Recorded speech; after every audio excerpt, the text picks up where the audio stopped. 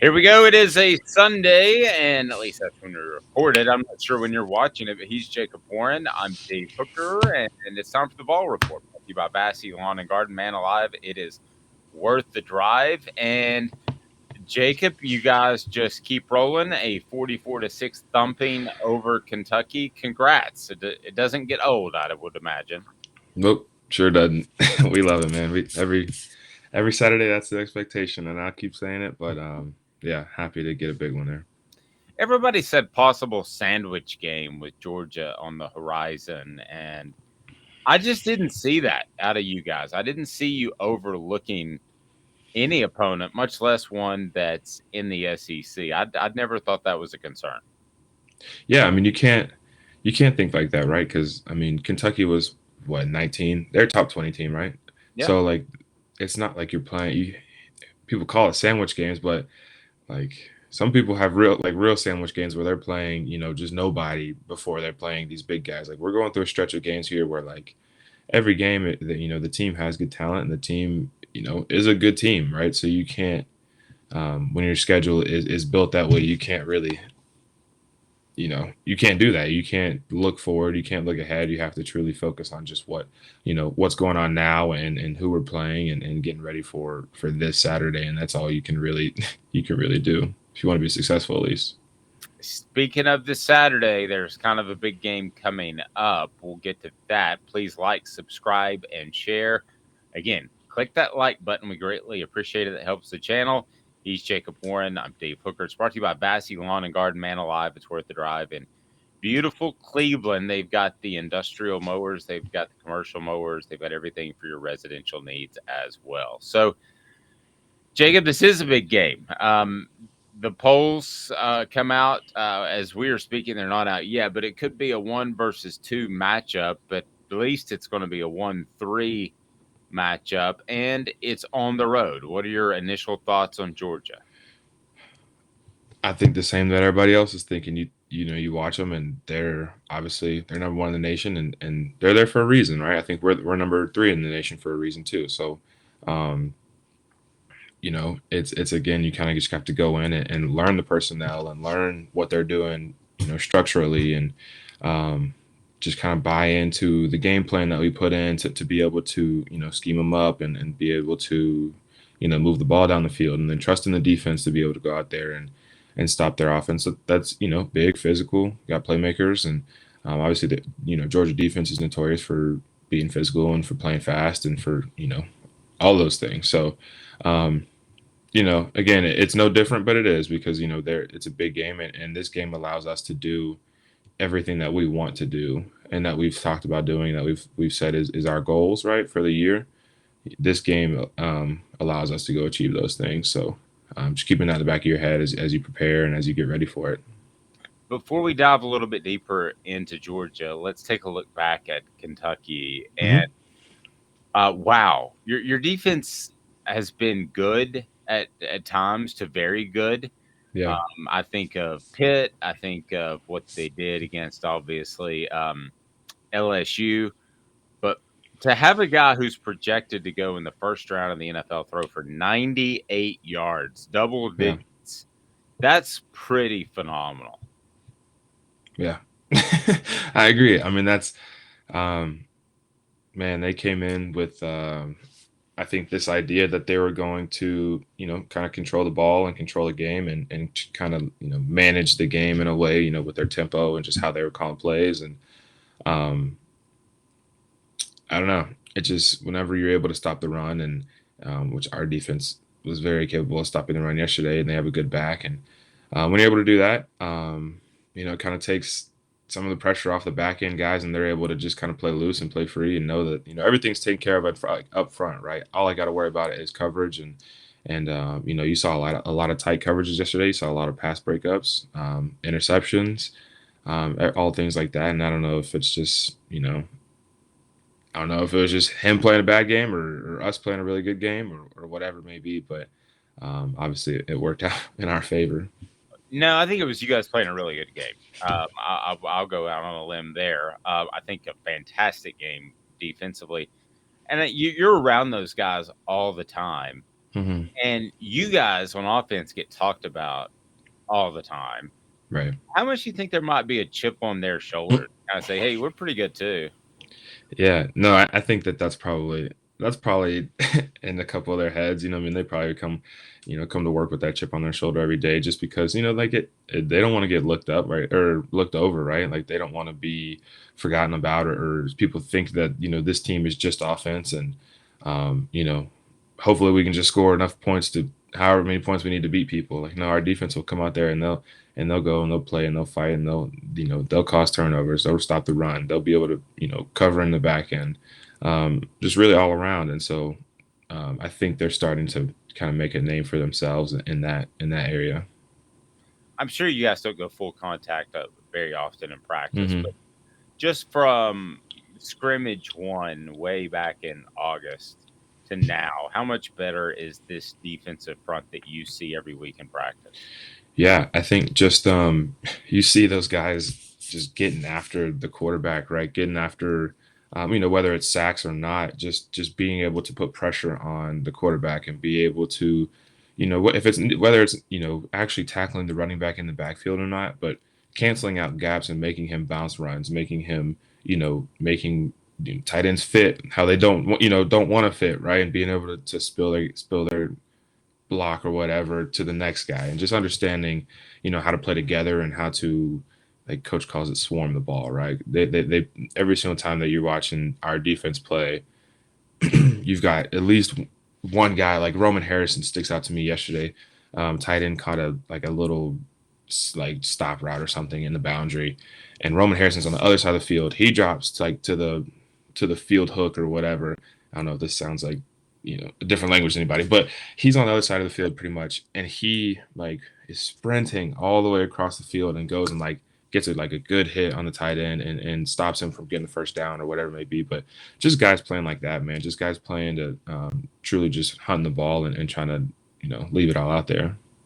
As far as practice habits, how do they practice when you guys are running tempo and they're not playing a team that runs tempo? How do you guys handle that? Because it seems like that would be a challenge.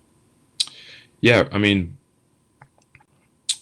I guess our scout team does a good job, right? So there's still scout team looks that we have during practice, right? Not all the practice will be our offense versus our starting offense versus our starting defense. There are times where we will do that just so that we can get different looks and get some kind of full speed reps, and you know those reps still aren't people trying to go knock each other out, right? We're trying to take care of each other. We're trying to make sure everybody's healthy and safe for the game. So you can't really get it there, but our scout team does a good job. And if it's a team that we're playing that slows it down, I'm sure our scout team's over there, just like Kentucky was, huddling up, waiting for the call, break it, get out, just practicing that tempo so that they're able to see it. And then if we're playing a team that is able to go high tempo or whatever it may be, our scout team obviously is prepared for that because that's what we do, on our side of the ball. So yeah, just kind of getting the scout team right and seeing and getting them to show them the right looks tempo wise.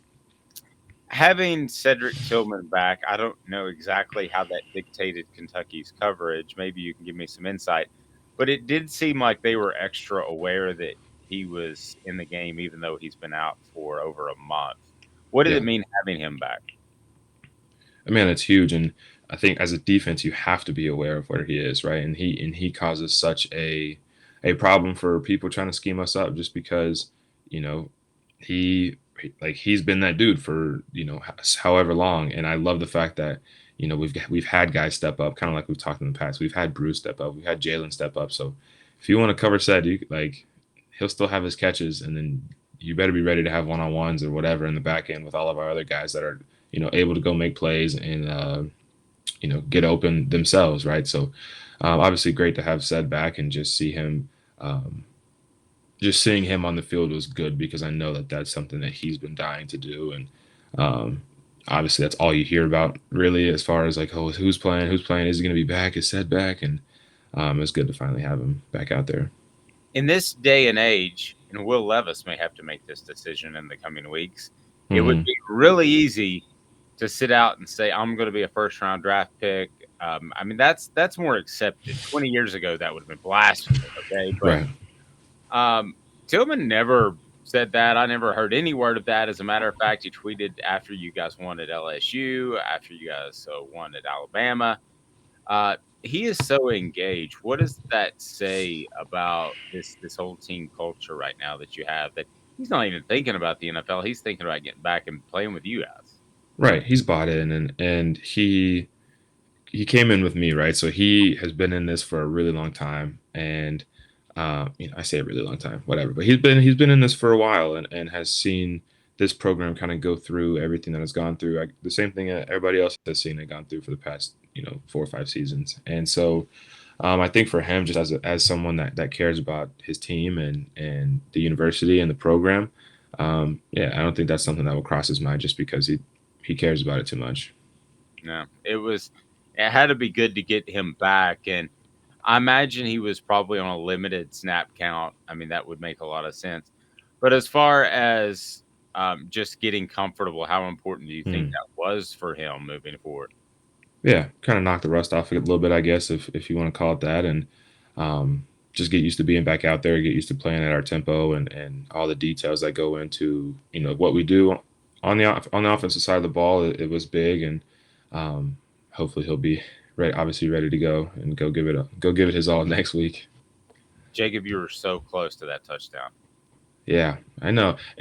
You look back and you're like, man, what could I have done different? Like, whatever, did it. I'll get in there eventually, man. It is a field position game, so there have been Yeah. a couple times where you probably could have scored, but still, you picked up positive yardage and certainly contributed to the victory. But at some point, do you get hungry to get in the zone? Is that something that you think about at all? Does that creep in? Yeah. Yeah, for sure. And that's why you sit there and you're frustrated on the sideline because like, man, that was my opportunity, right? I had a chance to go do it and you missed it and then it's just whatever. So I know it'll come again. Like I'll have more opportunities down the road. So What do you remember about the Georgia game last year? That was a team that I thought had a generational type of defense. That was a yeah. team that was driven. What do you remember about that game? What stood out about that game last year? Um,